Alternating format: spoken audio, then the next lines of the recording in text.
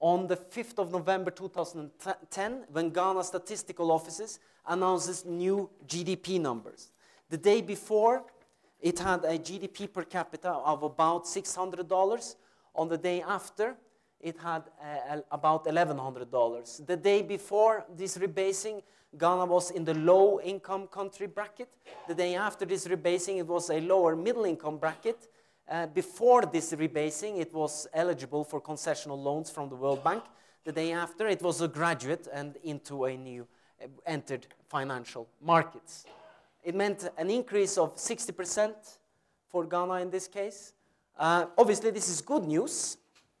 Ghana is richer than we thought, but there is also for those who want to do comparative statistics or worry about why World Bank make their decisions based on numbers, you start worrying a little bit. And indeed, some of the reactions was quite typical of the size of the knowledge problem. Todd Moss at the Central Think Tank in the Center of Global Development in Washington, D.C., exclaimed on his web pages, "Oh boy, we really don't know anything," before he went on to correctly commenting that Ghana was probably the most closely watched economy in sub-Saharan Africa, and then what to think about numbers coming out of Chad, Congo, and so forth. Andy Sumner and Charles Kenny in The Guardian took a completely different view. They took it as a fact and then decided that this must prove that Dambisa Moyo and Paul Collier must be wrong. There is no poverty traps. Ghana's just escaped it. UNDP, however, who is in charge of delivering development on the ground in Ghana, said this is a statistical illusion. The social development indicators did not change overnight, and so this is just a change in the big number. Shanta Dravajan, speaking very much on his own account and also managing to irritate a lot of people working in the World Bank, while doing so, declared Africa's statistical tragedy in response. And where he noted the tragedy was, and this I think he got correct, we did not know how little we knew. Is Africa then much richer than we think? There are some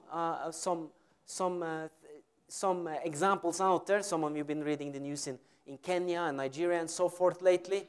Ghana is not a strange, solitary example. It is a symptom of a serious knowledge problem. Nigeria announced new GDP figures in April. You might have caught that, partly because it meant that Nigeria is richer than South Africa. In 2012, I was asked by African Affairs how much I thought the old numbers were off. I then suggested that, just to provide an illustrative example, I said that probably about now in Nigeria in 2012, there were about 40 Malawis unaccounted for inside the Nigerian economy. Turned out I was wrong. There were 58. So how do we deal with this? How do we now draw a new line in Ghana? What do we do with the jump? How do we go backwards to 1990 with the new numbers for Nigeria? What about the countries that did not publish any data last year? How come you can go to the World Development Indicators and find data for all countries? How is that? How do they match this up and all that stuff? How do they fill the gaps? Because we know there are breaks in the series. We know that there are some countries that do not produce. So in short, where does the international databases get their data from? Well, I've been pestering the World Bank about that question exactly. I made it my job. Since 2007, I've been, at that point, I was very confused about some mistakes in the Tanzanian data. And I was asking, could I please get some access to the raw data here? Because I think you made a mistake when you put together your GDP series. There is a big jump in 1989, and it doesn't make sense. Then they told me that raw data provided by national statistical agencies are not available for external users, and only a handful of people at the World Bank have access to it. I also asked them, how do you fill in the gaps? It turns out that the World Bank, they have a method for filling the gaps. It's called the method for gap filling. It works on a discretionary basis. They might draw a regressional line.